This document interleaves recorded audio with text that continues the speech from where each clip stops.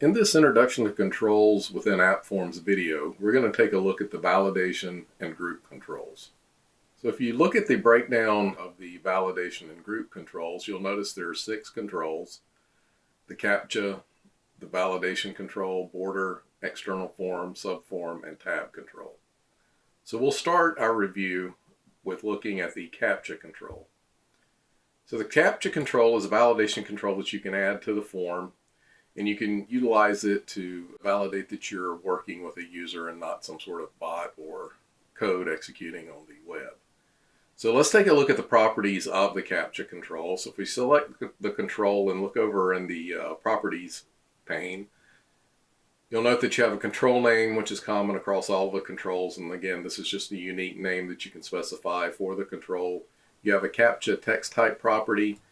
You can drop down and select that between a value of text only, numeric only, text to numeric, text uppercase, and text lowercase.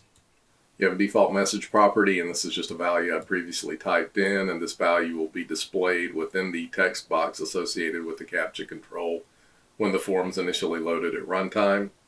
You have a show attached text box property. If this is selected, then the text box that's associated with the Captcha control will be displayed. If it's unchecked, then this text box will not be displayed, and you will need to utilize some other control, such as an external text box control or something like that, for the user to enter the data to be validated. The remarks property is similar to the remarks property for the other controls. It's a design time property that allow you to specify a comment that's displayed here within the AppForms designer. And there's a show border property that will either allow you to control whether the border is displayed or not for the particular control. So we'll check that. Style property, there's a width and a height. You can set the margin, which is the padding around the outer edge of the control. There's a box shadow that you can apply, which will apply a shadowing effect to the edge of the control. You can also modify the background color if you'd like. Visible property controls whether the form's displayed at runtime or not, and the enable property, if that's checked, then the control will be enabled and editable by the user. If it's not checked, then the control will be displayed at runtime, but the user cannot interact with it. Column span, this controls the span of columns that the control can span across. Currently it's 1. If I change that to 3, notice I can now span across the 2 adjacent columns without affecting the width of the current column that the control resides within. That covers essentially the properties of the control. There are some methods and functions that you can utilize to either refresh the data in the Captcha control or to validate, and so I have a couple of examples here. So let's go ahead and quickly preview the form. So notice we have a value displayed in the Captcha control. Here's my default text that I had displayed. So if I want to validate this data and the text box is available, I can do that, and I'll utilize this button, which executes a rule to validate the data from the Captcha control itself. Notice we get a Captcha value is valid because I typed the characters incorrectly. If I type them incorrectly, then when I validate, I get that it's invalid. You can also validate against an external text box or some other type of control that has data in it if you'd like. So that's what I'll do with this other button. Notice this will fail.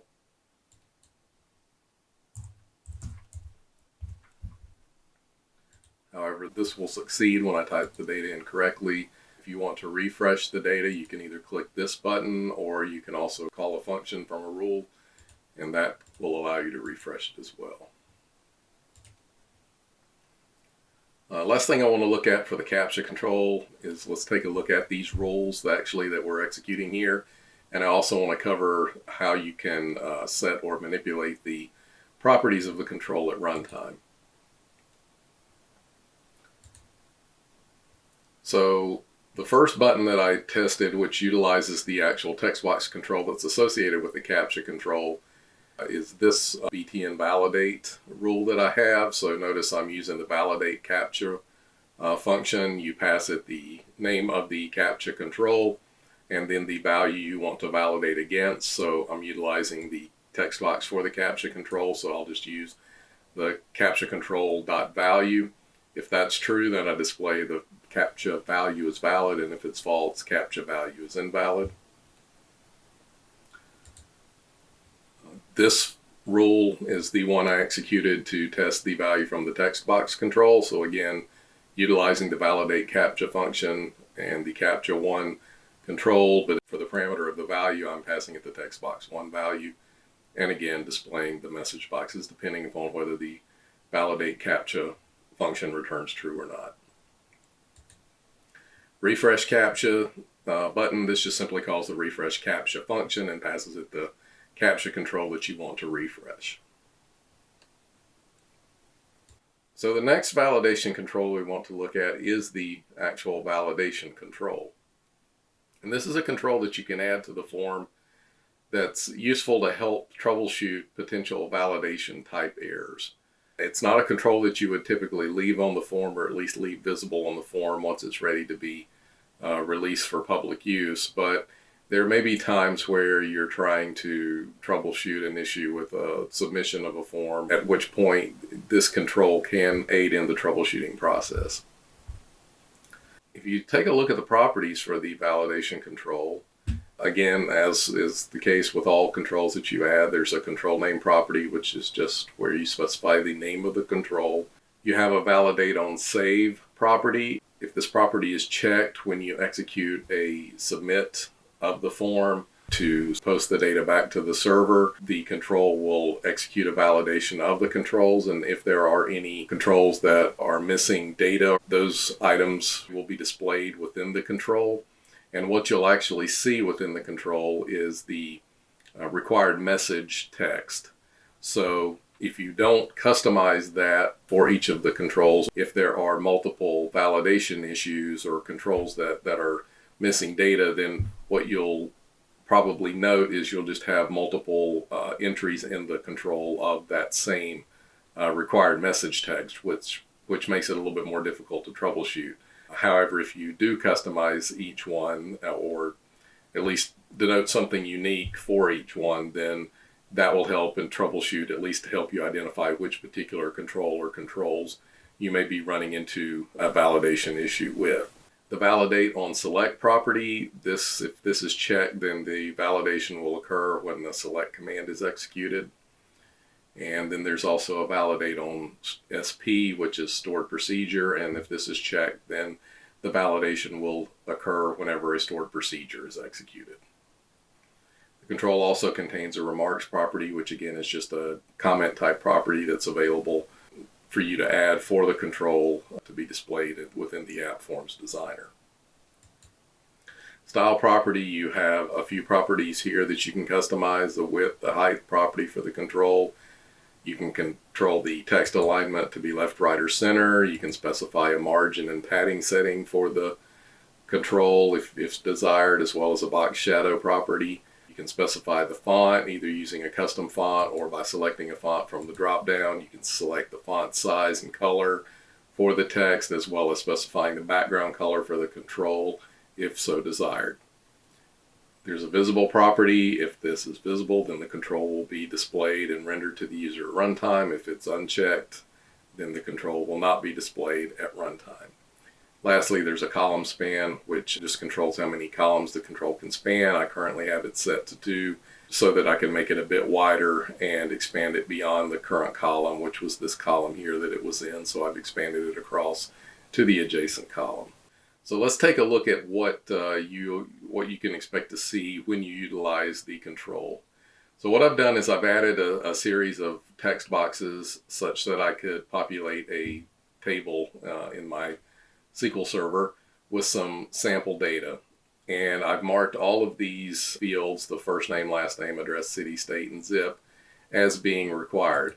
Now, as I had previously mentioned, if you look at the validation, all of these just simply have the same data required message.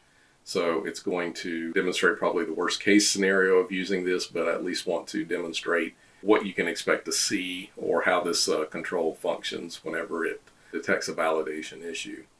So let's preview the form. Again, I have all the controls here that I'm not going to populate any of them, but I will try to execute a submit. Notice I'm getting the data required for these fields. I'm not seeing it for the last name or the address, and that's just simply an issue in this case of there being no room to display it off of the right side of the form. I've specifically made it such that it's not wide enough to display any of the message. But you will see that I do have 6 data required items logged in the validation control. So if I fill in a couple of these,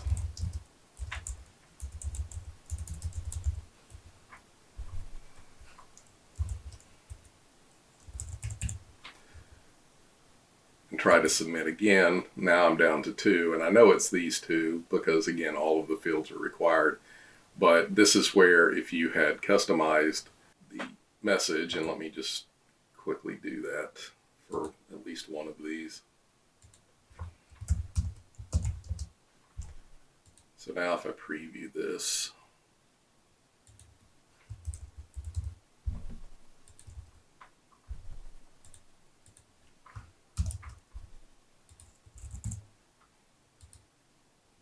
so now you'll notice I get LName data required, which specifically lets me know that it's this particular field.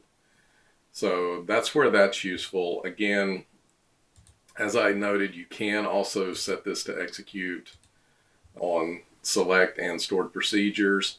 So I do have a stored procedure that I can execute and demo that. This will attempt to do a select, but I'm supposed to be passing it a parameter here. But notice when I click this, it's initially going to trigger the validation because there's no data in any of the controls. Then I'm getting all of these data validation items required. There's also a select that's executed straight against the table. Notice let me clear that. Notice that if I pass a 5 for the primary key value, then I do get a record returned without the data validation being logged.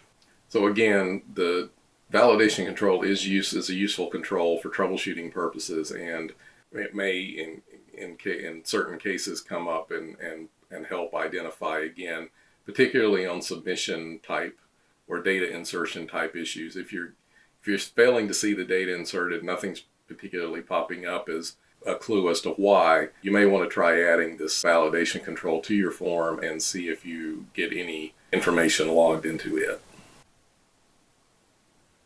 In the group controls, the first control we'll take a look at is the border control.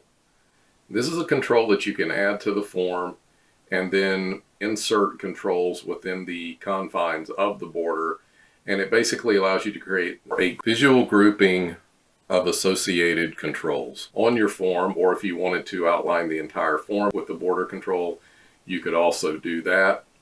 The properties of the border control are pretty straightforward. If the border control is part of a control group, you can specify that control group property name here.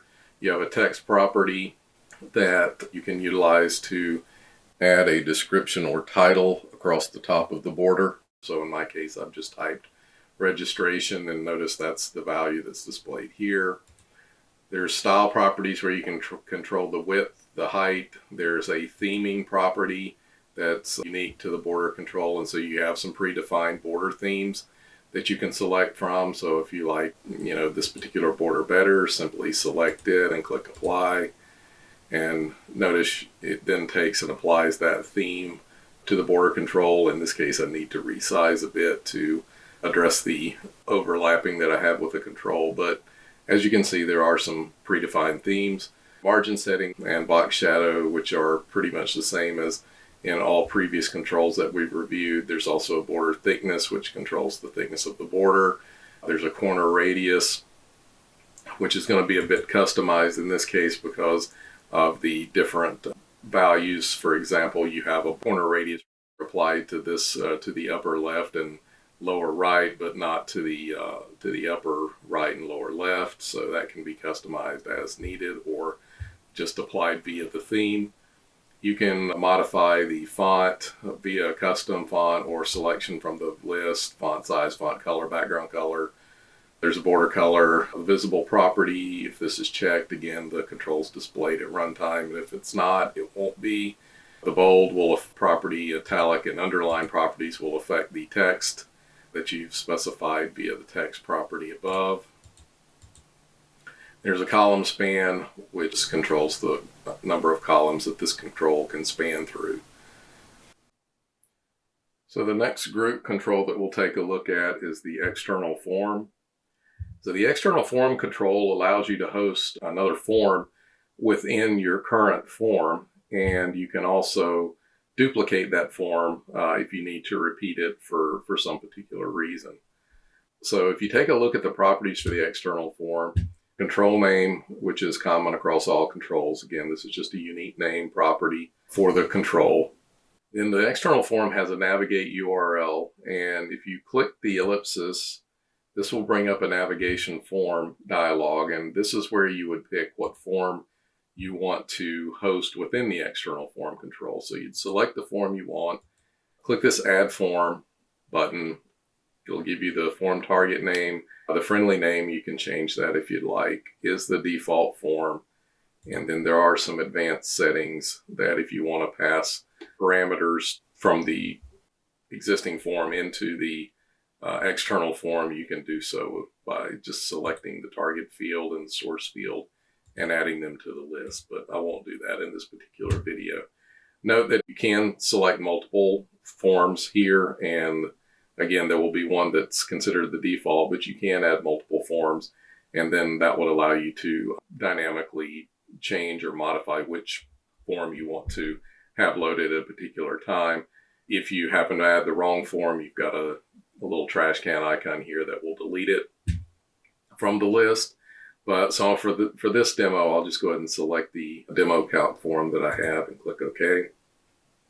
So you have a remarks property, which is just a comment property that you can specify for the external form that's available within the AppForms designer. The show border property, if this is checked, there will be a border around the outer edge of the external form control. If it's disabled, there won't. You can check this option for this property for hide scroll bar if you don't want to see the scroll bar for the control, so I'll go ahead and do that. There's a repeat property, which as I mentioned, there's an option to repeat the form if needed, so I'll go ahead and check that so that we can look at what that does. There's an auto height property. If this is checked, then the control will size to fit the requirements for the form that's being hosted. There's a load form on rule. What this property will do is, by default, once you've configured the external form, whenever the main form loads, the external form will be loaded.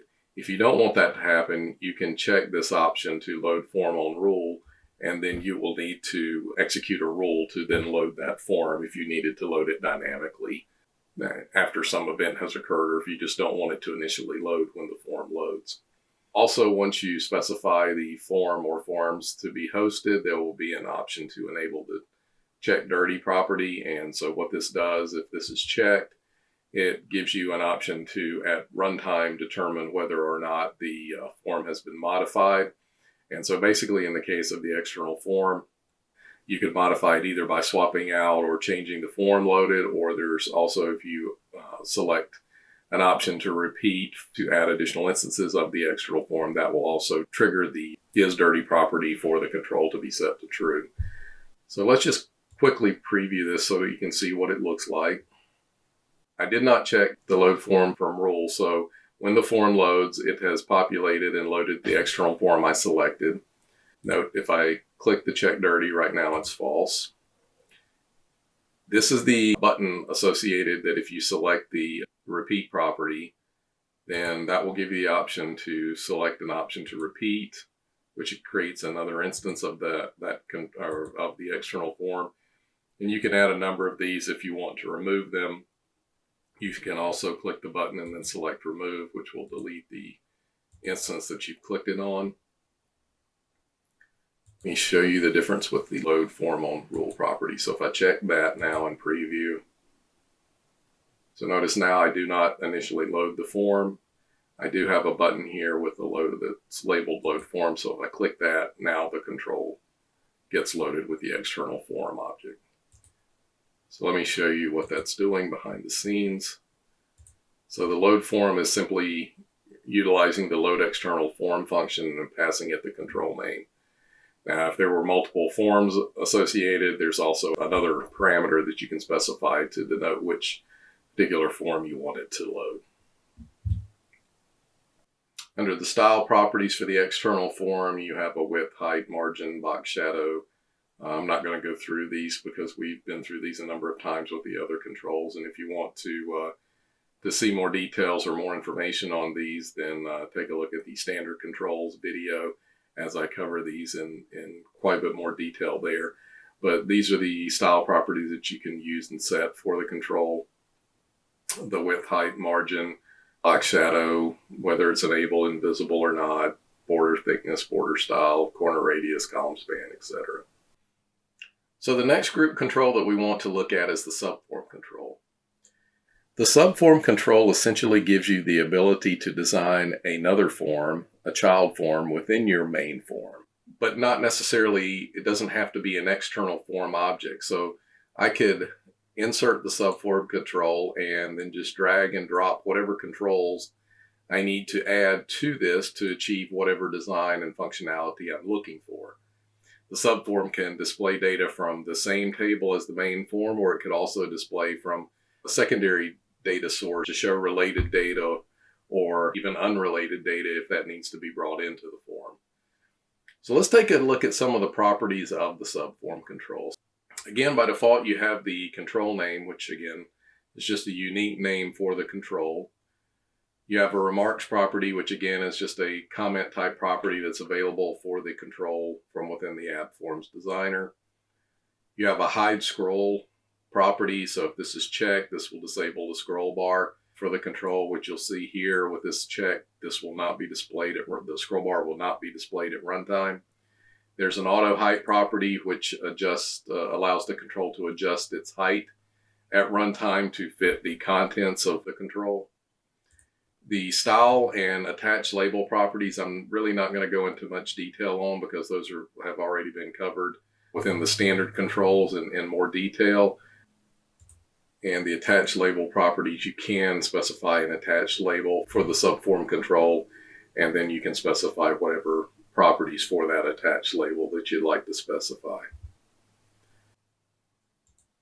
So the last control in the validation and group controls that we'll take a look at is the tab control.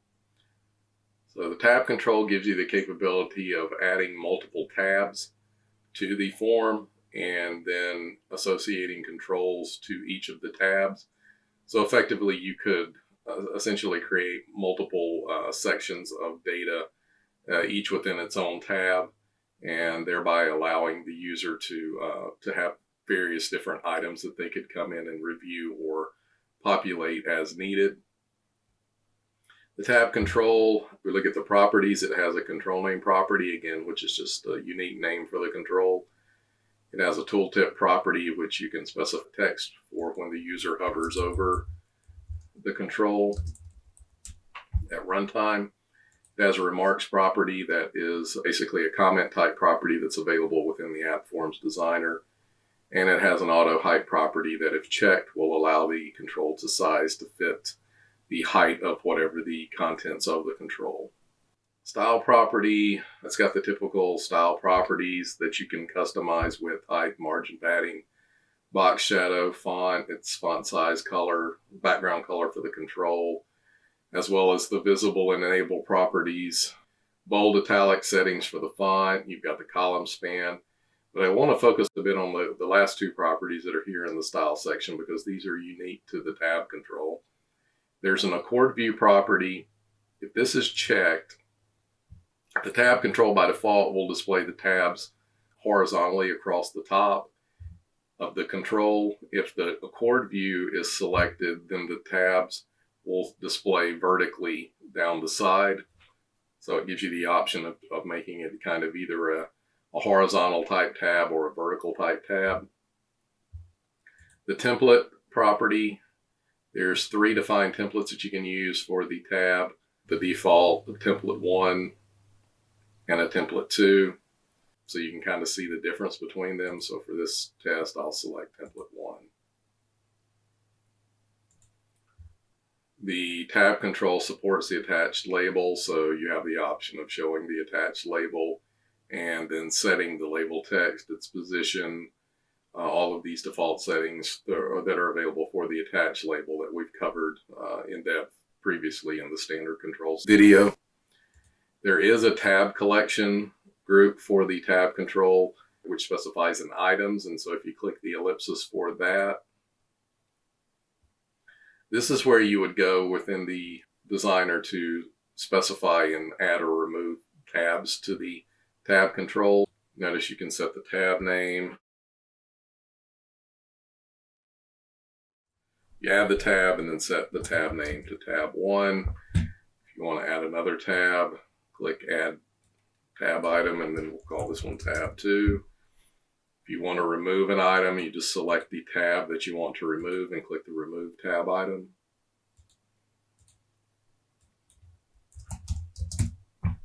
You have the option to enable the tab or not, and you can also make the tab visible or not via the enable and visible properties here. You can also change the background color for the tab header, so if you want tab 1 to be a pinkish color and tab 2 to be more of a bluish color, you can set those. And then when you click OK, note that you have your tab 1 and tab 2. Notice as you switch tabs that the tab header background color that you specified for each tab is displayed. Now let's preview the form. Okay, notice I did have the Accord view selected. So notice that we have our tabs in the tab control, but they're oriented vertically. So as you click the tab, it expands vertically rather than switching horizontally. I'll show you the difference by unchecking this.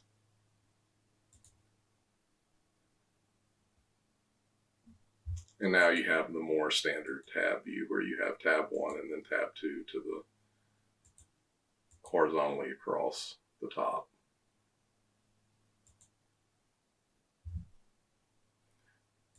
Now to each of the tabs you have a grid, so you can add your controls here.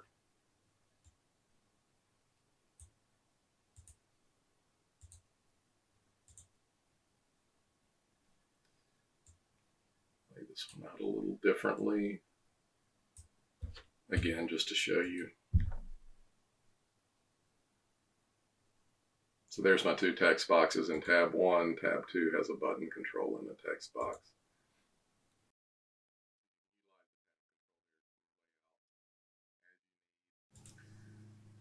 The tab supports a rule, so if you select create rule, we add a message box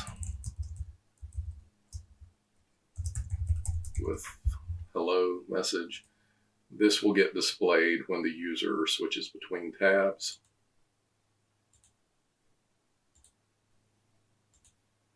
So there's the rule getting executed. Lastly, I'd like to briefly discuss and demonstrate how you can utilize a rule to either set or modify a controls property at runtime. So let's switch to the rule designer. I already have a rule here titled Set Control Props. I want to quickly show you what you need to do to set or modify the property. And this is not specific to the validation and group controls. This would apply to any of the controls within AppForms. So really all you need to do is you need to create a new action within the rule, which I already have here. And then you need to specify which control you want to set the property for. So in this case, I want to set it for the border control. So I'll start typing the name of the control. As I start typing, you'll get the IntelliSense, and notice I have the border 1 control pop up. Then press the dot or the period on the keyboard, and the IntelliSense will display a list of properties that are available for that control. So in this case, what I want to do is I want to set the text property. So I just locate the property I want, text in this case, select it, then a space, which is not required, but I like to use it just to kind of keep everything spaced out. and then an equal sign and another space, and then whatever value you want to set for the property. So in this case, I'll just call it my registration controls. And that's really all that's required to set any of the controls properties at runtime. I hope that you found this video beneficial. Please view our other AppForms training videos for more in-depth tutorials regarding AppForms, as well as our how-to videos that show you how to implement various tasks within your AppForms solutions. Thank you.